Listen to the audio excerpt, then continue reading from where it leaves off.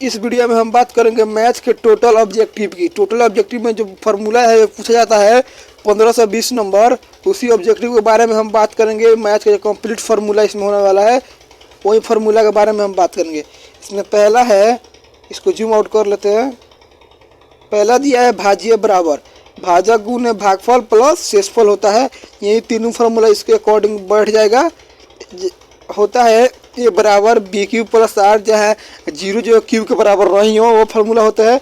6 number है दो संख्या का गुणनफल बराबर उनका मौसा गुना लॉस, तो हो जाएगा यह ए बराबर ए गुना बी, मतलब पहली संख्या ए दूसरी संख्या बी मान ली जाए तो एचसीएफ गुना एलसीएम हो जाएगा। एक और भी फार्मूला आता है इसमें, प्रथम n प्राकृत संख्या का योग n इंटू n प्लस 1/2, ये भी एक फार्मूला होता है। ये भी एक फार्मूला होता है। कहता है प्रथम n सम संख्याओं का योग n इंटू n प्लस 1 होता है आपका। एक होता है प्रथम n विषम संख्याओं का योग, तो होता है n स्क्वायर। इसके दूसरे चैप्टर को देखते हैं। दूसरा चैप्टर का नाम है, दूसरा चैप्टर का नाम क्या है? दूसरा चैप्टर का नाम है बहुपद। इसमें पहला क्वेश्चन है, पहला फार्मूला है रैखिक बहुपद का व्यापक रूप ax प्लस b होता है, इसका घात होता है 1 होता है। यह प्रश्न कई बार पूछा गया है प्रश्न। अगला है फार्मूला द्विघात बहुपद का व्यापक रूप ax square plus bx plus c होता है, इसका घात जो है 2 होता है। यह भी है बहुत इंपॉर्टेंट है। त्रिघात बहुपद का व्यापक रूप ax square plus bx square plus cx plus d, इसका घात होता है, इसका घात होता है 3। इससे चौथा है द्विघाती बहुपद ज्ञात करने के लिए सूत्र। द्विघात बहुपद ज्ञात करने के लिए सूत्र होता है X square alpha plus beta into X plus alpha into beta. त्रिघात बहुपद ज्ञात करने के लिए सूत्र होता है X square minus alpha plus beta plus gamma into X square plus alpha plus beta plus gamma plus beta plus gamma, दोनों एक हो जाएगा। अल्फा प्लस गामा होगा एक में यहाँ पर होगा beta plus alpha plus gamma. आप अल्फा बैठा लीजिएगा, alpha plus gamma into X minus alpha plus beta plus alpha into beta into gamma. इसमें एक और फार्मूला इसमें बहुत पूछा जाता है, अल्फा प्लस बीटा बराबर minus B by A 1 plus 1/a plus 1/अल्फा प्लस 1/बीटा बराबर माइनस बी बाई सी। एक होता है अल्फा इंटू बीटा बराबर सी बाई ए। एक alpha plus beta plus gamma minus B by A, alpha plus beta plus gamma gamma plus alpha बराबर C by A, alpha into beta into gamma बराबर minus D by A होता है। आपका तीसरा number chapter है, आपका वो आपका है दो चर में रैखिक समीकरण। ये भी प्रश्न, इसमें 3 ही मात्र फार्मूला बनता है। जब यदि a1/a2 बराबर नहीं हो b1/b2 के, तब इसके लिए सूत्र आपका होता है, इसके शर्त लगता है संगत हो, केवल एक हल हो, इसका ग्राफ प्रतिच्छेदी है और ये अविरोधी होगा। और 2 नंबर है a1/a2 बराबर b1/b2 बराबर नहीं हो c1/c2, इसका होता है असंगत, इसका कोई हल नहीं होता है। इसका समानांतर जो ग्राफ होगा, इसका ग्राफ समानांतर होगा और जो ये विरोधी होगा। और 3 नंबर शर्त होता है a1/a2 बराबर b1/b2 और c1/c2, तीनों जब बराबर हो तो संगत होगा और परिमित रूप से अनेक हल होगा। इसका ग्राफ होगा आश्रित होगा और यह होगा आश्रित होगा। चौथा चैप्टर है आपका हो जाएगा आपका द्विघात समीकरण। इसमें पहला फार्मूला आता है विवेचक, यानी बी स्क्वायर माइनस 4ac आएगा 2 नंबर डी बराबर बी स्क्वायर माइनस 4ac। जब 0 हो तो मूल इसका वास्तविक और समान होगा, और डी बराबर बी स्क्वायर माइनस 4ac। जब इसका जो डी जो है बड़ा होगा, 0 से जो डी बड़ा होगा इसका वास्तविक और समान, जैसे हो गया डी बराबर 5 आ गया, डी बराबर 2 आ गया, तो डी से 0 से बड़ा हो गया तो इसके लिए होता है वास्तविक और असमान। और जब छोटा हो तो जब डी बराबर बी स्क्वायर माइनस 4ac, जब छोटा हो तो मूल इसका अवास्तविक केवल होता है। इसमें पहला सूत्र होता है मूल ज्ञात करने के लिए x square minus alpha minus p plus minus root के अंदर बी स्क्वायर माइनस 4ac होगा इसमें, तो ये ऐसे हो जाएगा माइनस बी प्लस माइनस ए रूट के अंदर डी, ये भी हो जाएगा बटा 2a। इसका पहला अल्फा बराबर होता है, दूसरा बीटा बराबर होता है। हो गया। इसके बाद हम देखते हैं, सॉरी इसमें किधर गया, यहाँ से 5 पट चालू होता है। 5 पट किधर से चालू होता है? यहाँ से चालू होता है 5 पट। चैप्टर नंबर 5 है आपका समानांतर श्रेणी। डी बराबर होता है a2 माइनस a2। अगला पद में से पिछला पद घटा देंगे तो आपका निकल जाएगा डी। यानी सार्वंतर या पदांतर। एन बराबर होता है अंतिम पद बराबर A plus N minus one into D. S N बराबर जो योग होता है एन बट्टा two into two A plus N minus one into D. एक और ही फॉर्मूला होता है इसका एन बट्टा two into A plus A N होता है इसका फॉर्मूला एक और भी। चलिए अगला देख लेते हैं। अगला फॉर्मूला है अंतिम पद से 20, अंतिम पद से जो एनवा पद निकालने के लिए A minus N minus one into D, जहाँ ए अंतिम पद होगा, ये जो होगा आपका अंतिम पद होगा। इस पर एस एन बराबर दे दिया छोटा फार्मूला एन बराबर to into A plus A N. इसका चैप्टर नंबर जो 6 चालू होता है आपका त्रिभुज चालू होता है।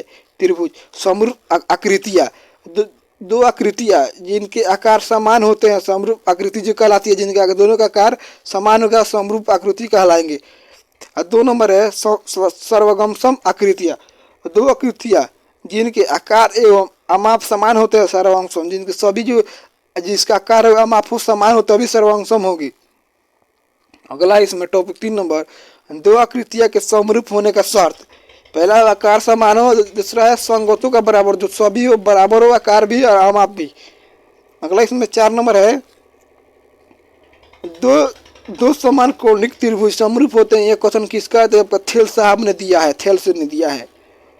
अगला है 5 नंबर है समकोण त्रिभुज की कोण का वर्ग दो भुजा के शीर्ष के वर्ग के बराबर होता है। इससे पाइथागोरस के परिमेय कहते हैं, जैसे होता है एच बराबर एच स्क्वायर बराबर b square plus p square, वहीं इसमें दिया है। तो इसे थेल साहब पाइथागोरस परिमेय ने दिया है। अगला है भुजा के आधार पर त्रिभुज के प्रकार। भुजा के आधार पर कितने प्रकार के होते हैं आपका त्रिभुज? 3 प्रकार के होते हैं। एक होता है समबाहु त्रिभुज, जिस त्रिभुज के तीनों भुजा आपस में बराबर हो उससे समबाहु त्रिभुज कहते हैं। इसका प्रत्येक कोण होता है 60 डिग्री का होता है। दो में समद्विबाहु, जिसका दो भुजा बराबर हो, जिस त्रिभुज के दो भुजा आपस में बराबर हो समद्विबाहु कहते हैं। आप समबाहु जिस त्रिभुज की तीनों भुजा आपस में बराबर नहीं हो। कोण के आधार पर प्रकार दे दिया है। कोण के आधार पर 3 होता है। एक होता है न्यून कोण, जिस त्रिभुज का प्रत्येक कोण 90 डिग्री से कम हो उसे न्यून कोण कहते हैं। और 2 में दिया है समकोण त्रिभुज, जिस त्रिभुज का एक कोण 90 डिग्री का हो उसे समकोण त्रिभुज कहते हैं। एक अधिक कोण, जिस त्रिभुज का एक कोण 90 से अधिक हो उसे अधिक कोण कहते हैं। इसमें और भी फॉर्मूला है। समद्विबाहु त्रिभुज का क्षेत्र होता है, समद्विबाहु त्रिभुज का बहुत इंपॉर्टेंट है, पूछा जाता है √3/4 ए स्क्वायर यानी भुजा का स्क्वायर। और समद्विबाहु त्रिभुज का क्षेत्रफल a/4 यानी भुजा गुने 4b स्क्वायर माइनस ए स्क्वायर फॉर्मूला होता है। अब समबाहु त्रिभुज के क्षेत्रफल हीरोन का सूत्र होता है s × s - 1 × b × s - c होता है। इसमें 7वां नंबर चैप्टर है आपका निर्देशांक ज्यामिति से और प्रश्न पूछा जाता है। इसमें कह रहा है क्षैतिज रेखा x कहते हैं एवं उद्दगर रेखा y अक्ष उद्दगर को y कहते हैं, x को इसमें होता है, इसमें लिखा जाता है इसमें x y, तो इसको क्या बोलते हैं? y को उद्दगर बोलते हैं, x को क्षैतिज बोलते हैं। 2 नंबर है मूल बिंदु, जिस बिंदु पर क्षैतिज x एवं उद्दगर y प्रतिच्छेद बिंदु करते हैं मूल बिंदु किसे कहते हैं? हो गया इसका जो दोनों बिंदु x और y प्रतिच्छेद करते हैं उसे मूल बिंदु कहते हैं। 3 नंबर मूल बिंदु का निर्देशांक होता है 0,0 होता है। किसी बिंदु का निर्देशांक दोनों मान x और y में होते हैं, जिसमें पहला x होता है भुज होता है या दूसरा y। जिनमें पहले x को भुज या निर्देशांक x कहते हैं एवं दूसरे को y को कोटि या y निर्देशांक कहते हैं। ये बात सही है। 5 नंबर है इसमें इस बिंदु के y अक्ष से दूरी उस बिंदु के x या भुज या x निर्देशांक कहलाती है। इसमें होगा एक पूछेगा y से दूरी कितनी होगी तो आपका होगी x निर्देशांक या भुज होगा आपका। 6ठा नंबर कह रहा है किसी बिंदु x से दूरी उस बिंदु की कोटि या y निर्देशांक कहलाती है। और 7 नंबर है x पर स्थित किसी बिंदु का निर्देशांक x, 0 होता है और y पर y, 0, y होता है। और दूरी सूत्र होता है √x2 - x1 का whole square plus y2 - y1 का होल स्क्वायर होता है। अब मूल बिंदु से दूरी पूछेगा तो रूट के अंदर x² प्लस y² होता है। अब मध्य बिंदु का निर्देशांक पूछे x के तो x1 plus x2/2 y2 - y1 but y2 plus y1/2 होता है। अगला पूछा है त्रिभुज के केंद्र का निर्देशांक होता है x1 x2 प्लस x3 बटा 3। कोमा में होता है y1 plus y2 plus y3 बटा 3 होता है आपका। अब विभाजन सूत्र पूछेगा तो m1 x2 plus m2 x1 बटा m1 प्लस m2 होता है। अब पहला फिर दूसरे में होता है कोमा देकर m1 y2 plus m2 y1 बटा m1 प्लस y2 होता है।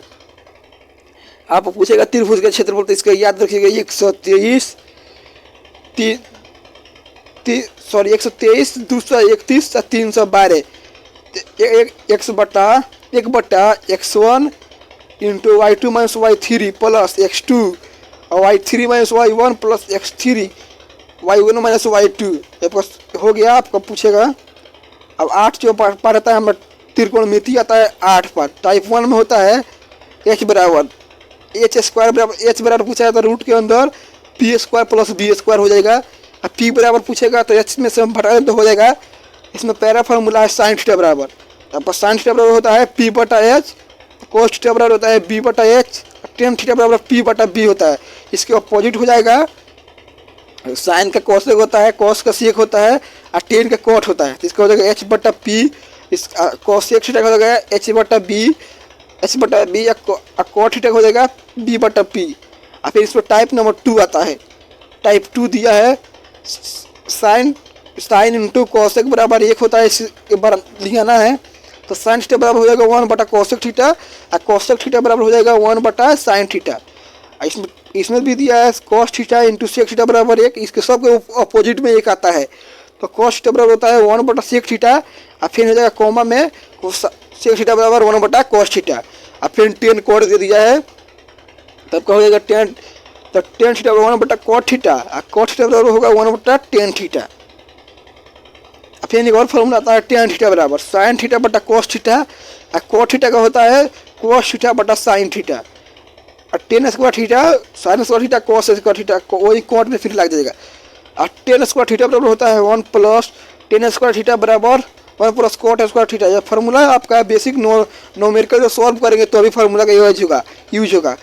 अब देखिएगा कोट लिख देगा कोई 1 प्लस कोट स्क्वायर थीटा बराबर 1 प्लस टेन स्क्वायर थीटा, तो आपका हो जाएगा cot square theta. Type number 3 आता है, type number 3 sine 90 minus theta बराबर cos theta, cos 90 minus theta बराबर sine theta, tan 90 minus theta बराबर कोट थीटा और कोस 90 माइनस थीटा बराबर tan theta, sec 90 minus theta बराबर कोसेक थीटा और cosec 90 minus theta बराबर सेक थीटा। इसका type number 4 पर हम देखते हैं। एक बार डिग्री मान जो है बहुत इंपॉर्टेंट हो जाता है। डिग्री मान आपका ये डिग्री मान साइन 0 का मान 0 होता है, इसमें हम लगा देते हैं, इसमें यहाँ से हो जाएगा, सॉरी इसको हम सही से लगा देते हैं, इससे इधर सही से दिख रहे हैं। चलिए हम बता देते हैं आपको। साइन 0 का मान होता है 0, साइन 30 का मान होता है 1 बटा 2 और साइन 90 का मान साइन 45 का मान होता है 1 बटा √2 और साइन 60 का मान होता है √3 बटा 2 और साइन 90 का मान होता है 1। कोस में होगा जो कोस 90 का मान होगा, साइन 90 का मान होगा वो कोस 0 का मान होगा और जो 60 का मान होगा 30 का मान होगा, 45 का मान होगा 45 का और जो होगा आपका 30 का वो होगा। और टेन में चल देखते हैं। टेन 0 का मान 0, टेन 30 का मान 1 बटा √3, टेन 45 का मान 1 और टेन 60 का मान √3 और टेन 90 का मान अपरिभाषित। इसको अपोजिट आप याद कर लीजिएगा, खाली स्क्रीनशॉट ले लीजिए। चलिए आप याद कर लीजिएगा। अब आता है आपका टाइप नंबर 4। टाइप नंबर 4 में पूछा है sine square theta plus cos square theta बराबर 1 होता है। तो साइन स्क्वायर थीटा बराबर पूछा है तो 1 माइनस कोस स्क्वायर थीटा और साइन थीटा बराबर रूट चढ़ा दीजिएगा इसको, तो 1 माइनस कोस स्क्वायर थीटा हो जाएगा आपका। इसमें आप फिर हो जाएगा इसमें 5 टाइप नंबर 5। टाइप नंबर 5 में दिया है sec square theta minus tan square theta बराबर 1 होता है। तो सेक स्क्वायर थीटा बराबर होगा 1 प्लस टेन स्क्वायर थीटा और टेन स्क्वायर थीटा बराबर होगा सेक स्क्वायर माइनस 1 होगा, सेक स्क्वायर थीटा माइनस 1 होगा, इसमें भी बढ़ जाएगा। Cosec square theta minus cot square theta बराबर 1 होता है। तो कोसेक स्क्वायर थीटा बराबर 1 plus ten coat square theta और कोट स्क्वायर थीटा बराबर होगा कोसेक माइनस 1 थीटा। अगला होगा आपका पाई का मान जो होता है 180 डिग्री होता है, इसमें दिया है। तो पाई बटा 2 आपका 90 डिग्री, पाई बटा 4 45 डिग्री, पाई बटा 30 60 डिग्री, पाई बटा 60 जो है आपका 30 डिग्री हो जाएगा। चलिए हम 9वें नंबर चैप्टर को बढ़ते हैं। 9 नंबर चैप्टर कोई फॉर्मूला नहीं है। 10 नंबर चैप्टर में हम पढ़ते हैं। 10 नंबर चैप्टर है वृत्त पर अनेक स्पर्शिका खींची जा सकती है। वृत्त में जो अनंत स्पर्शिका से खींची जा सकती है। अगला है वृत्त पर किसी बिंदु से केवल एक ही स्पर्शरेखा खींची जा सकती है। वृत्त से जब एक बिंदु से, जैसे यहाँ खींचना है तब एक ही बिंदु रेखा खींची जाएगी। चलिए इस अगला पॉइंट है आपका, वृत्त के किसी बाह्य बिंदु से वृत्त पर केवल एक स्पर्श दो स्पर्शरेखा खींची जा सकती है। तो वृत्त हो गया आपका, बाह्य बिंदु से केवल 2 स्पर्शरेखा खींची जा सकती है। यही बात सही है। 5 नंबर आपका है 5 नंबर, वृत्त के किसी भीतरी बिंदु से कोई भी स्पर्शरेखा नहीं खींची जा सकती है। आपका जो भीतरी बिंदु है वृत्त से, उस पर कोई भी स्पर्शरेखा नहीं खींची जा सकती है। अगला है वृत्त की स्पर्शरेखा वृत्त के एक बिंदु पर स्पर्श करती है। तो आपका वृत्त की जो स्पर्शरेखा है एक ही बिंदु पर स्पर्श करती है। बात सही है। अगला नंबर है वृत्त के व्यास के दोनों सिरों पर खींची गई स्पर्शरेखा समानांतर होती है। तो वृत्त के दोनों व्यास पर खींचे गए ऐसे तो आपका समानांतर होगी। अगला है आपका वृत्त की जीवा वृत्त के किन्हीं 2 बिंदुओं पर स्पर्श करती है। बात सही है। वृत्त की जो जीवा हो गया आपका, ये हो गया माना ए या बी दोनों पर स्पर्श करती है। यह भी बात जो आपका सत्य है।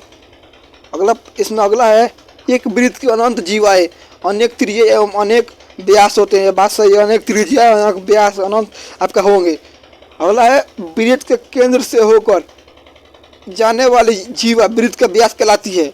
अब वृत्त की जो जीवा होती है वो सबसे बड़ी होती है। बात सही है।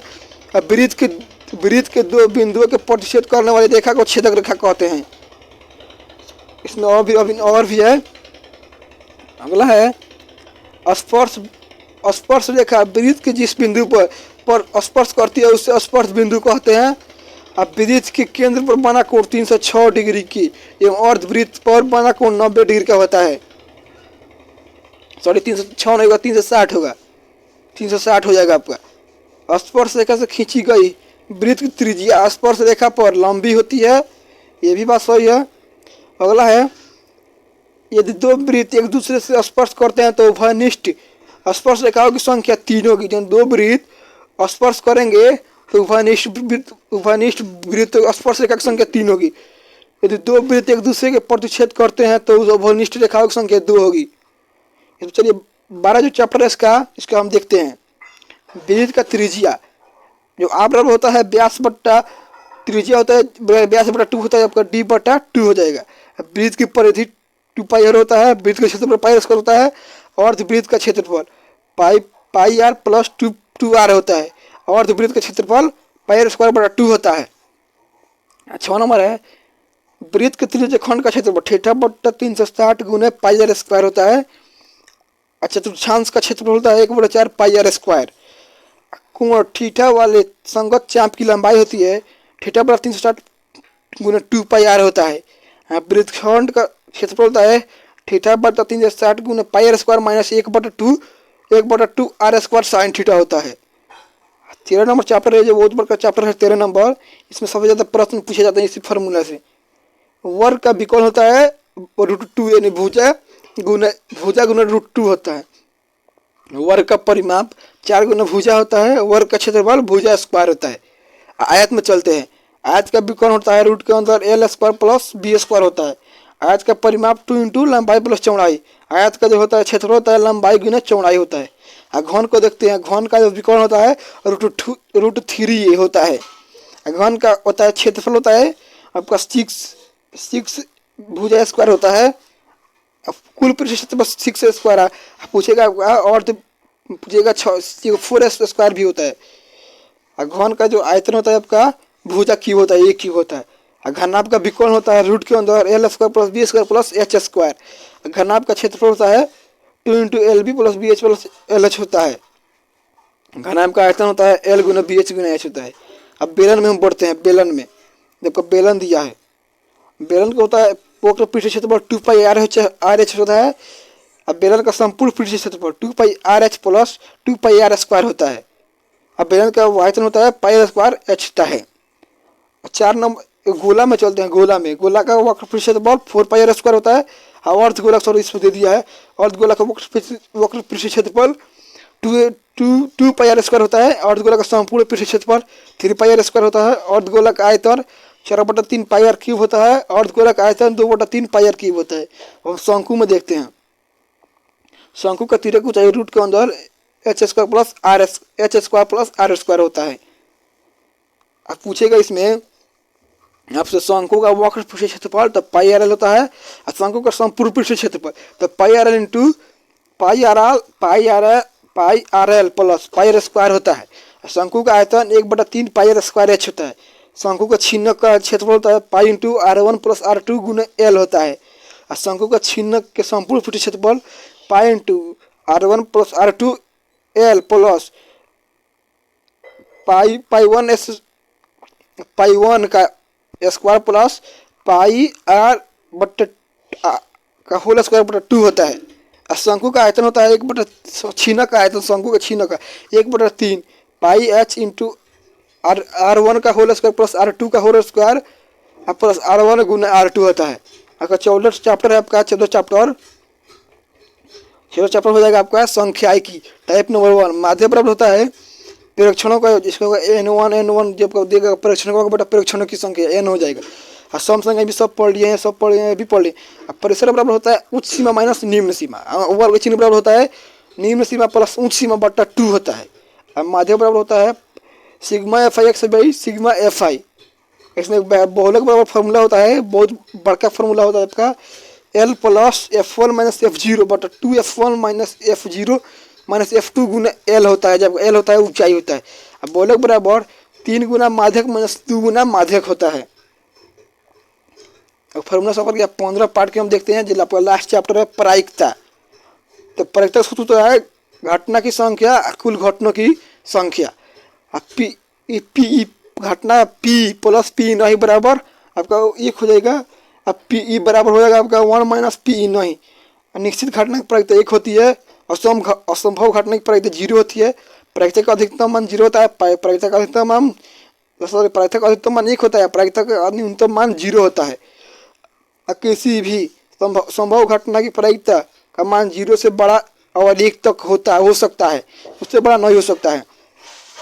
9 नंबर है असंभव घटना, जो घटना घटित नहीं हो सकती है। निश्चित घटना, जो घटना घटित होने की संभावना।